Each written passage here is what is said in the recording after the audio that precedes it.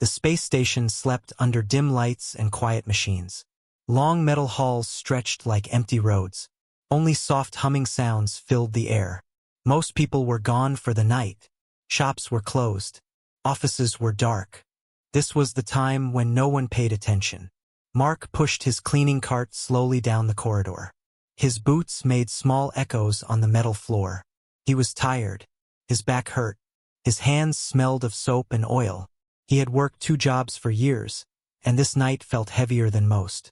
Mark was a janitor, not a soldier, not a pilot, just a man who cleaned what others left behind. He cleaned floors, walls, air vents, and trash bays. It was honest work, but it paid little. Still, it kept food on the table for his daughter back on Earth. As he wiped a wall, his mind drifted to her. Emma was 8 years old.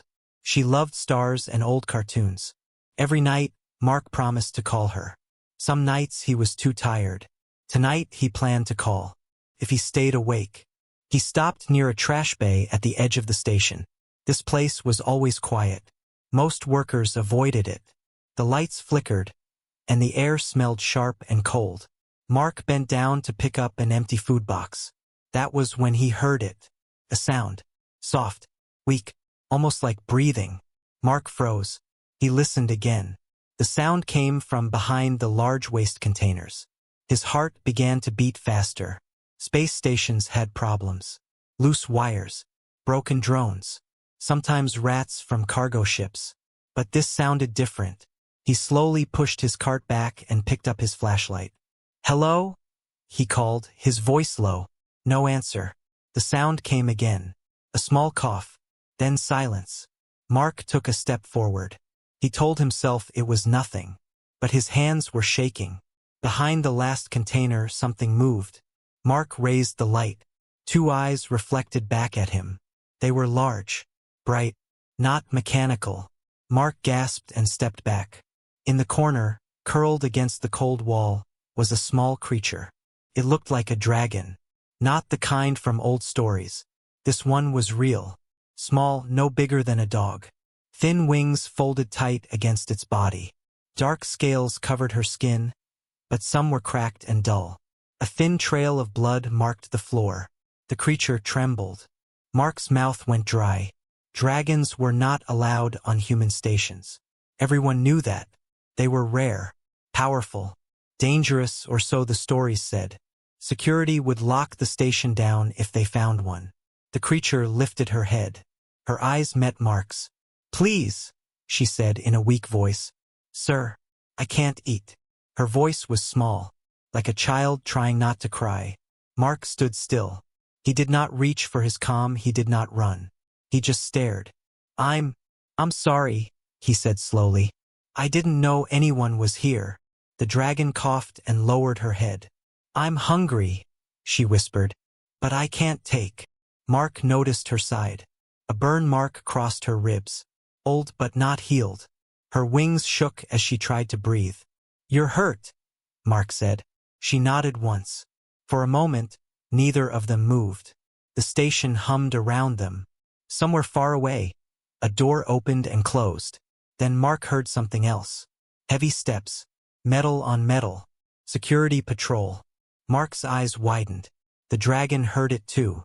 She tried to crawl backward, pressing herself into the wall. "Don't call them," she begged. "Please."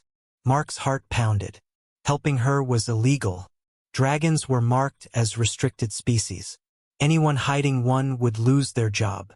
Maybe worse. Mark thought of Emma, of rent, of food. The steps came closer. Mark swallowed. He looked at his cleaning cart, then at his lunch bag hanging from the handle. Inside was a cold slice of pizza. His dinner. His only meal until morning. He took a deep breath. "Hey," he whispered. "It's okay." The dragon looked up, confused. Mark moved quickly. He pulled a tarp from his cart and covered part of the trash bay, making a dark corner. He motioned her inside. "Hurry," he said. She hesitated, then crawled under the cover just as 2 security drones rolled past the entrance. Their red lights scanned the area. Mark stood straight and began wiping the floor like nothing was wrong. "Janitor," one drone said in a flat voice. Have you seen any unusual activity? No, Mark said, keeping his voice calm. Just trash. The light passed over him. Over the containers. Paused near the tarp. Mark held his breath. After a long moment, the drone moved on. The steps faded. Mark slumped against the wall, his legs weak. He turned back to the tarp. It's clear, he whispered. Slowly, the dragon crawled out. Her eyes were wide. She looked at Mark like he had done something impossible. Why did you help me? She asked. Mark did not answer right away. He reached into his lunch bag. He pulled out the pizza slice and held it out. She stared at it. Her nose twitched. I can't, she said. It's yours. I know, Mark said. Eat. Her claws shook as she took it. She ate slowly, like she expected it to disappear. Tears formed in her eyes. As she ate, her breathing eased. Color returned to her scales. Mark watched quietly. His stomach growled, but he ignored it. My name is Mark, he said softly. I am Luma, she replied. They sat in silence for a moment. Are you dangerous? Mark asked. Luma looked down. They say we are, she said. But I don't want to hurt anyone. Mark nodded. He thought of all the rules written by people who never looked into scared eyes in the dark. Outside the trash bay, the station remained quiet. No one noticed a tired man and a hungry dragon sharing a moment. But that night, something had already changed. Mark did not know it yet, but the choice he made in that dark corner would echo far beyond the station. And this was only the beginning. Mark stayed in the trash bay longer than he should have. The station clock on his wrist blinked, reminding him of his route, but he ignored it. Luma finished the last bite of pizza and licked her claws, slow and careful. She looked stronger already, though still small and thin. Thank you, she said again. Her voice was steady now, but her eyes were still afraid. You're welcome, Mark replied. He glanced toward the hallway. We can't stay here. Luma nodded. They will come back. Mark knew she was right. Security patrols never stopped for long. If they found her, they would not ask questions. They would stun her, cage her, and ship her away. Mark had seen what happened to other restricted beings. No one ever talked about where they went. Can you walk? He asked. Luma stood slowly. One wing dragged slightly, but she did not fall. I can, she said. For a little while. Mark looked around the bay.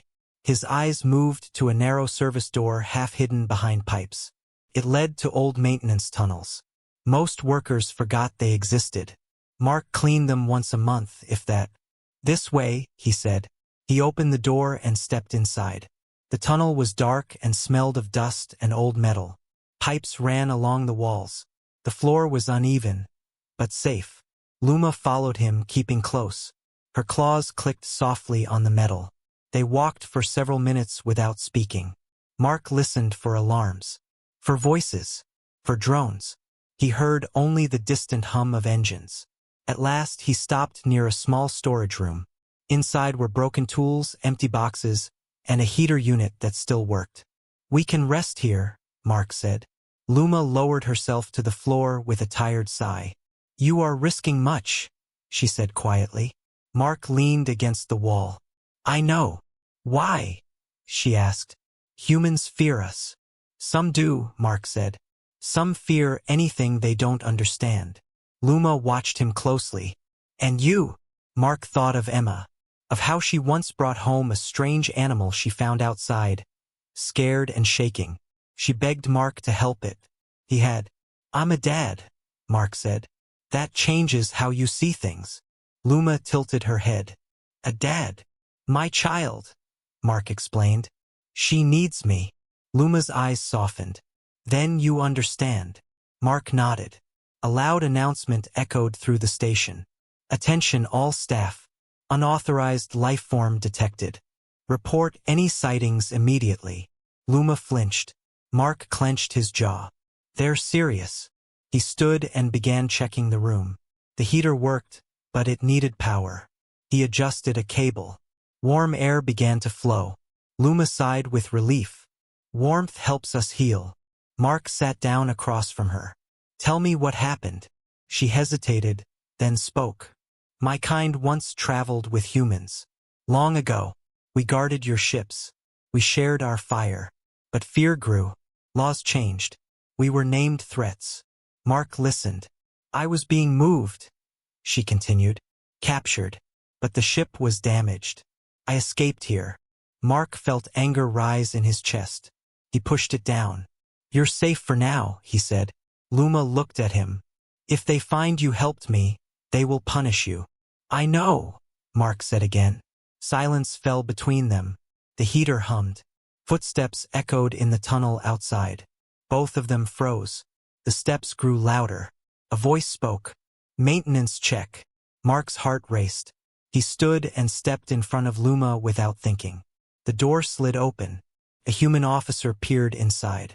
His eyes scanned the room. Hey, the officer said. You're not scheduled here. I was fixing the heater, Mark said quickly. Cold levels are off. The officer frowned. You alone? Mark nodded. Just me. The officer's gaze shifted. For a second, Mark thought it was over. Then the officer shrugged. Get back to your route, he said. The door closed. Mark exhaled slowly. His hands shook. Luma stared at him. You lied for me. Yeah, Mark said. Guess I did. She lowered her head. I will not forget this. Mark smiled weakly. Let's just get through the night. Outside, the station lights brightened as patrols increased. The hunt had begun, and now Mark was part of it. The maintenance tunnels grew quieter as the night moved on. Most workers stayed in the main sections of the station, leaving the old paths empty. Mark returned twice with small supplies. Each time he checked for patrols before moving. Each time his heart beat faster than the last. He brought water in a metal cup, a heat pack, and some food scraps from the cafeteria bins.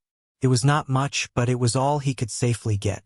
Luma accepted everything with care, as if afraid it might disappear. You do not have to do this, she said while sipping the water. I know, Mark replied. But I am. She watched him closely. Most would turn away. Most don't see, Mark said. Luma's wing looked better in the warm air. The torn skin had begun to close. Her breathing was smoother now. Mark noticed she was also growing more alert. Her eyes followed every sound. You heal fast, Mark said.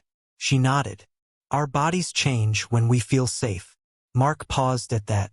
They spoke in quiet voices. Luma told him about her people. They were called flame-bonded. They did not breathe fire for war, but for warmth, light, and protection. They bonded with others, sometimes whole crews. When trust was broken, their bond broke too.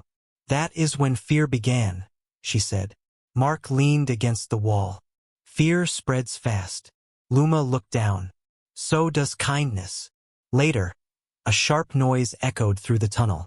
Luma stiffened. Her scales shimmered, and a soft glow formed around her chest. Easy, Mark whispered. She breathed out slowly, and the glow faded. Sorry, she said. Instinct. Mark nodded. You saved yourself. She looked at him with confusion. You are not afraid. Mark thought about that. I am, he said. I just choose what to do with it. Hours passed. Mark cleaned nearby sections to avoid suspicion. Each time he returned, Luma seemed a little stronger. She asked about Emma. Mark told her stories. About school. About silly jokes. About bedtime calls. Luma listened like the stories were treasures. I have never heard a parent speak like that, she said. Mark shrugged. She's my world. Suddenly, the station shook. A low alarm sounded, short and sharp. Emergency response, a voice announced. Sector 9. That was close. Mark grabbed his tools. We may need to move. Luma stood. If we run, they will chase. Mark met her eyes. Then we hide better. He led her deeper into the tunnels, toward a sealed section no longer on maps.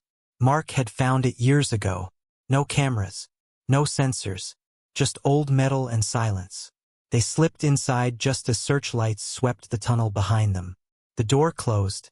In the dark, Luma let out a shaky breath. "You protect me," she said. Mark sat down, exhausted. "Someone once protected me too." Luma curled her tail around herself. Her eyes glowed softly, lighting the space. "Then your kind still remembers," she said. Mark did not answer.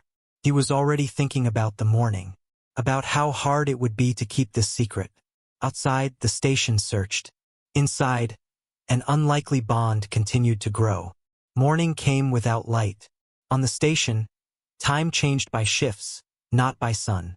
The alarm stopped, but the tension did not. Mark knew this was the dangerous part. Night patrols were strict, but daytime brought people eyes, questions. He sat in the sealed section of the tunnel, rubbing his face. His clothes smelled of oil and dust.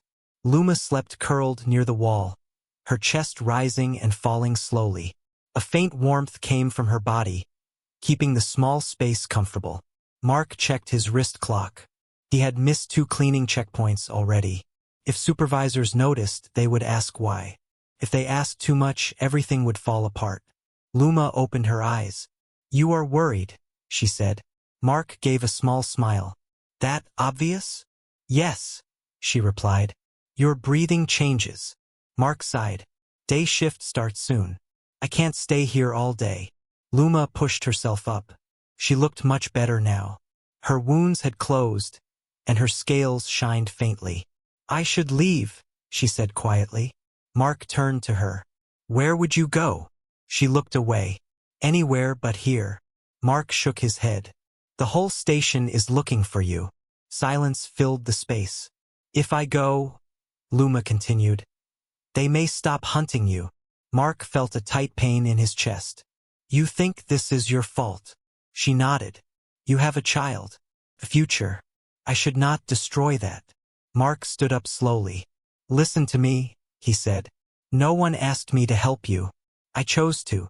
Luma looked at him, eyes shining. "Why?" Mark hesitated. Then he spoke honestly. "Because leaving you there would have broken something inside me." Luma lowered her head. "You are strange, Human." Mark smiled faintly. "I get that a lot." A loud announcement echoed through the tunnels. "All personnel report to stations. Full security alert remains active." Mark cursed under his breath. "They're not giving up," he said. He opened his comm and checked messages. One stood out. A request from station management. Mandatory interview. Sector supervisors only. Mark felt cold. They were already narrowing it down. Luma noticed his face change. "They suspect you." "Yeah," Mark said. "They do." He sat back down, his shoulders heavy. "If they question you," Luma said, "do not protect me." Mark looked up sharply. "No. They will punish you," she said. "Take your child." Mark's jaw tightened. "I know what they can do." Luma stepped closer. "Then let me go." Mark stood and placed a hand gently in front of her. He did not touch her, but the gesture was clear. "No," he said again, firmer this time. "I won't trade your life for my comfort." Luma stared at him. For a moment, her eyes glowed brighter. "Humans changed," she whispered. "Or maybe we forgot." Before Mark could answer, footsteps echoed again. Not patrol boots. Too light. Too many voices. Workers. Mark's mind raced. "Stay here," he said. "Do not move." He exited the sealed room and walked fast down the tunnel, tools in hand. He rounded a corner just as 2 station workers came into view. "Hey," one of them said. "You're Mark, right?" "Yeah," Mark replied. "What's up?" "They're asking about last night," the other worker said. "Security's talking to everyone." Mark nodded. "Figures. You hear anything strange?" the first asked. Mark shook his head. "Just the usual station noise." They accepted it easily and walked on. Mark waited until they were gone, then returned to the sealed section. Luma was still there, unmoving. "They will not stop," she said. Mark nodded. "Then neither will we." Hours passed. Mark attended the interview. He answered calmly. He told half-truths. He showed logs. He kept his voice steady. They let him go. But the eyes watching him changed. Back in the tunnel, Luma felt it too. They marked you, she said. Yeah, Mark replied. I'm on a list now. Luma's tail curled tightly. This cannot continue. Mark leaned against the wall, exhausted. Maybe not. She stepped forward. There is something you should know. Mark looked up. My kind can bond, she said. Not forever, but long enough to share strength. Mark frowned. What does that mean? Luma placed a claw over her chest. I can hide my presence. And yours. For a time. Mark stared at her. You could have done that before? I was too weak, she said. Now, maybe. Mark hesitated. Is it safe? For you, she said. Yes. He thought of Emma, of the interview room, of the growing danger. Do it, he said softly. Luma closed her eyes. A gentle warmth filled the space. The air felt thicker, quieter. Mark felt calm wash over him, like a deep breath after panic. The station noise faded. For the first time since the night before, Mark felt unseen. Luma opened her eyes, tired but smiling. It will not last forever. Mark nodded. Then we used the time well. Outside, scanners passed over the tunnels and found nothing. The station moved on unaware. But the line had been crossed. There was no turning back now. The bond changed the way the station felt. Sounds grew softer. Lights seemed dimmer. When Mark walked the halls, people looked past him without really seeing him. It was not perfect, but it helped. Still, Mark knew time was running out. Luma grew weaker each hour the bond stayed active. She hid it well, but Mark noticed. Her steps slowed. The glow in her eyes faded faster. You're paying for this? Mark said quietly while they rested in the sealed tunnel. Yes, Luma replied. But it is worth it. Mark shook his head. I don't like that answer. She smiled gently. Neither do I. But it is true. The station buzzed with talk. Workers whispered. Screens showed warnings. A restricted life form was still loose. Fear spread faster than facts. Then something went wrong. A sharp alarm cut through the air, louder than before. Red lights flashed across the tunnel walls. Attention! A voice announced. Structural failure in Habitat Ring C. Evacuation required. Mark's blood ran cold. Habitat Ring C held families, visitors, children. My daughter's quarters are there, he whispered, thinking of Emma's old station visits, of families like his. Luma stood quickly. I feel heat. Damage. Mark checked his comm messages poured in. Power surge. A coolant line rupture. Fire spreading. Security units rushed past the tunnel entrance. No one noticed Mark or Luma. They will not reach everyone in time, Luma said. The fire moves fast. Mark clenched his fists. Then we help. Luma looked at him sharply. If I reveal myself. I know, Mark said. But people will die. Luma closed her eyes. Her tail tightened around her leg. This will end our hiding, she said. Mark met her gaze. I won't ask you to do it alone. She studied him for a long moment, then nodded. They moved. The bond weakened as they entered the main corridors. People began to notice Mark again. And Luma. Shouts filled the hall. A dragon! Get back! Call security! Luma did not stop. Smoke poured from a broken doorway ahead. Inside, flames climbed the walls. People were trapped, coughing, screaming. Luma spread her wings. For the first time, Mark saw her true size. Not huge, not terrifying, but powerful. She stepped forward and breathed out. Not fire, but heat controlled and wide. The flames bent away. Smoke cleared. People stared in shock. She's helping, someone shouted. Luma moved through the room, guiding people out. She used her warmth to clear paths, to seal broken lines, to protect those too weak to run. Mark helped too. He carried a child. He guided an older man whose leg was injured. He shouted directions. Security arrived, weapons raised. Stand down, an officer yelled. Step away from the creature. Luma turned slowly. Her wings lowered. Her chest rose and fell fast. Please, she said. Let me finish. A beam weapon charged. Before it fired, the ceiling shook. A support beam cracked. Luma leapt forward, placing herself under it. Heat surged from her body, holding the metal long enough for people to escape. Cameras caught everything. The beam lowered. The fire died. Silence followed. Luma collapsed to the floor. Mark ran to her side. Luma! She breathed shallowly. Too much, she whispered. Medics hesitated. Security froze. No one knew what to do. Mark stood and faced them.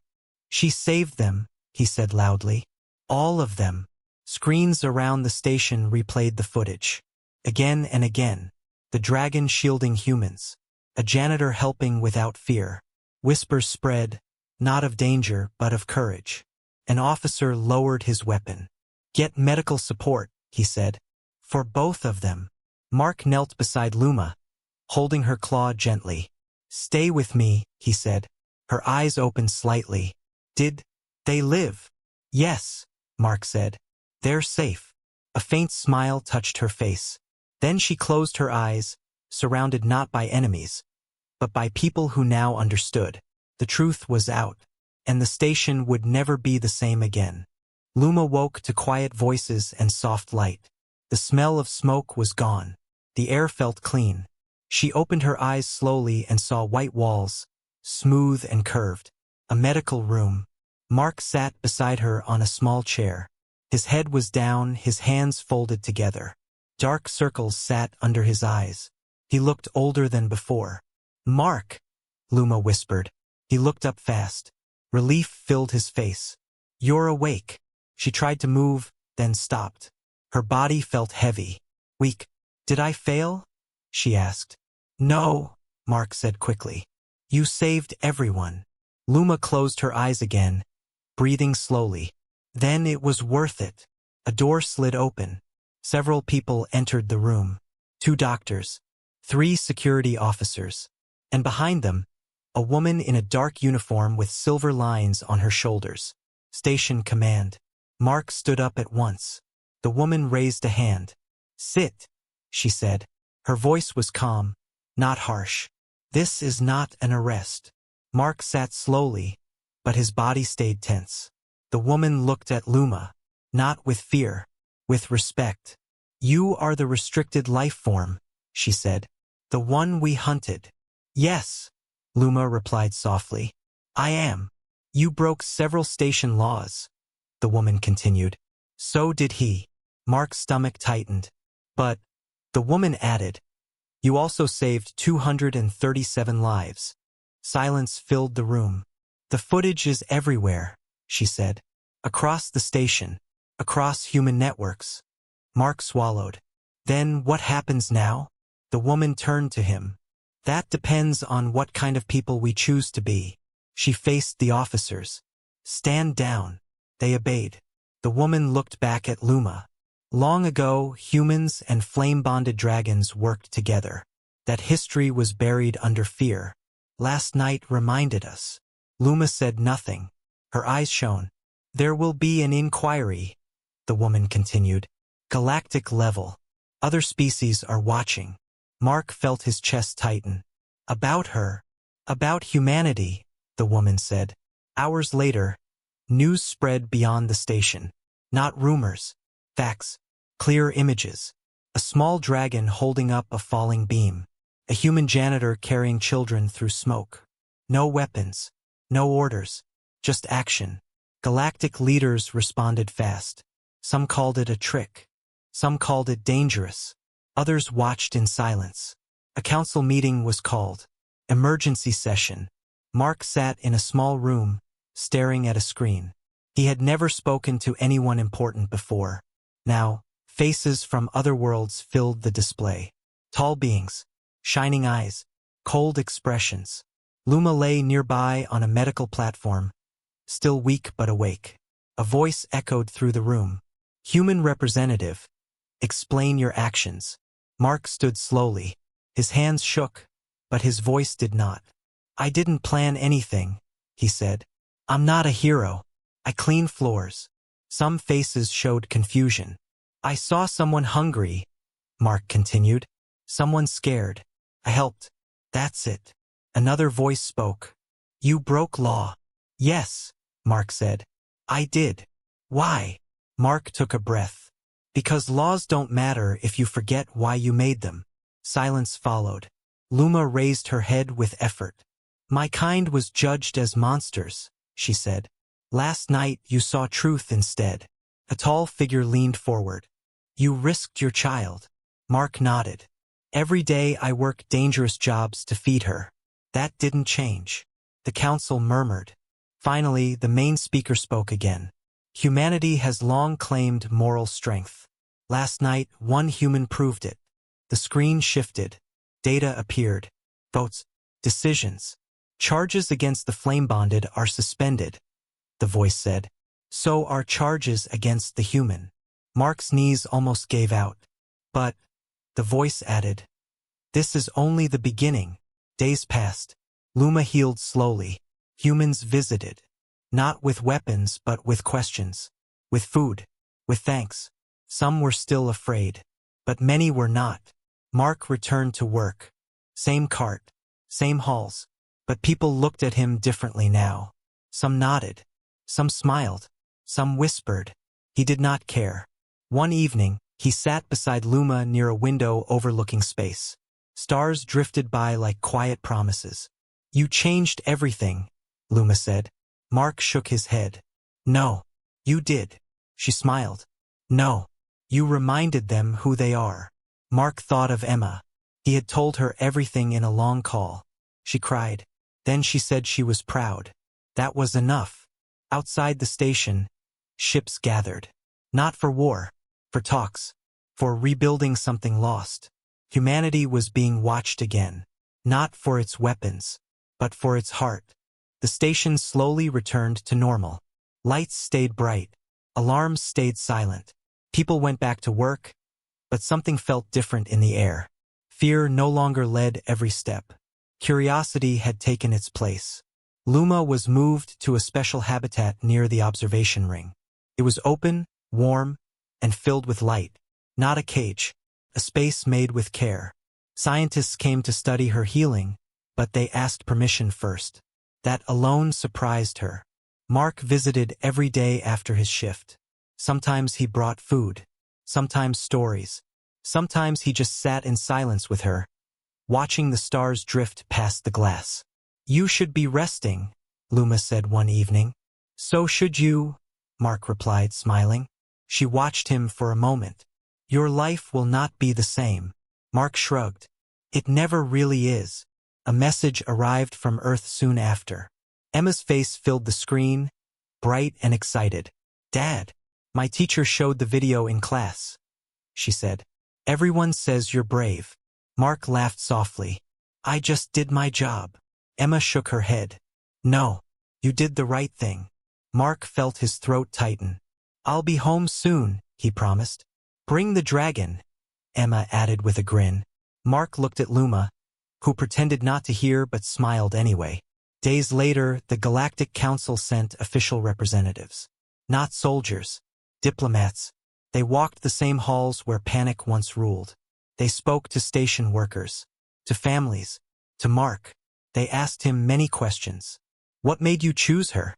Mark answered the same way every time. She was hungry. That answer spread faster than any speech. Soon, other flame-bonded came forward. Some had hidden for years. Some lived on distant worlds, watching in silence. Now they reached out. Talks began. Old records were reopened. Truth replaced fear piece by piece. Luma stood before a small gathering one day. Her strength mostly returned. She spoke without anger. We do not ask for control, she said. Only trust. A human leader nodded. That is what we forgot to offer. Mark watched from the back, holding his cleaning cap in his hands. He did not feel important. He did not want to be. But history did not care what he wanted. A new agreement was signed weeks later. Flame-bonded dragons were no longer marked as threats. They were recognized as partners, protected beings. The first human-dragon joint station was planned. They asked Mark to attend the announcement. He said no. I have a flight home, he explained. The crowd laughed, then applauded. On the day Mark left the station, Luma walked with him to the dock. Ships moved quietly outside the window. Space stretched wide and calm. "You will leave," she said. "But your choice stays." Mark nodded. "So does yours." She lowered her head slightly, a sign of respect among her kind. "We are bonded," she said. "Not by power, by memory." Mark placed a hand over his chest. "I won't forget." They stood there for a long moment. When Mark boarded the ship, he did not look back. He did not need to. Back on Earth, Emma ran into his arms at the port. She hugged him tight. "Did you really save a dragon?" she asked. Mark smiled. "She saved me too." That night, as Mark tucked Emma into bed, she asked a question. "Dad, are humans good?" Mark paused. He thought of fear, of rules, of dark tunnels, of one small choice in a quiet place. "Humans can be," he said, "when we remember to be." Far away, Luma watched the stars from her window. New ships traveled beside the station now. Human ships, dragon ships. Together, the galaxy watched humanity again. And this time, it saw something stronger than force. It saw compassion. It saw a tired janitor who chose to care. And because of that choice, everything changed.